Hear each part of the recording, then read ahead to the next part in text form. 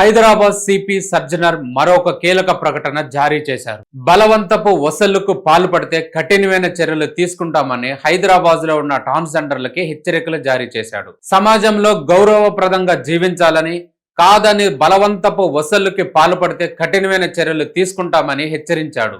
Centre for economic and social studies ఆడిటోరియంలో తాజాగా 250 మంది ట్రాన్స్జెండర్లతో సమావేశం నిర్వహించాడు సిపి సర్జనర్ గారు. ఈ సందర్భంగా ట్రాన్స్జెండర్లను ఉద్దేశించి సిపి సర్జనర్ మాట్లాడారు. ట్రాన్స్జెండర్ల మధ్య ఉన్న ఆధిపత్య పోరు, గ్రూప్ తగాదాల వల్ల సమాజంలో అశాంతి నెలకొంటుందని, అంతేకాకుండా ప్రాణ నష్టం కూడా జరుగుతుందని వివరించాడు. అంతేకాకుండా ప్రజల నుంచి ట్రాన్స్జెండర్ల పైన తీవ్రమైన కంప్లైంట్స్ వస్తున్నాయని ట్రాన్స్జెండర్లకి చెప్పడం కూడా జరిగింది. శుభకార్యాల పేరుతో ఇంటి యజమానులు వేధించడం సరికాదని, సమాజంలో చాలా గౌరవప్రదంగా బ్రతకాలని హెచ్చరించాడు. ట్రాఫిక్ సిగ్నల్స్ దగ్గర కూడా ప్రజల దగ్గర నుంచి బలవంతంగా వసూళ్లు చేయవద్దని, ఇలా కినక చేస్తే కఠినంగా శిక్షిస్తామని కూడా హెచ్చరించడం జరిగింది.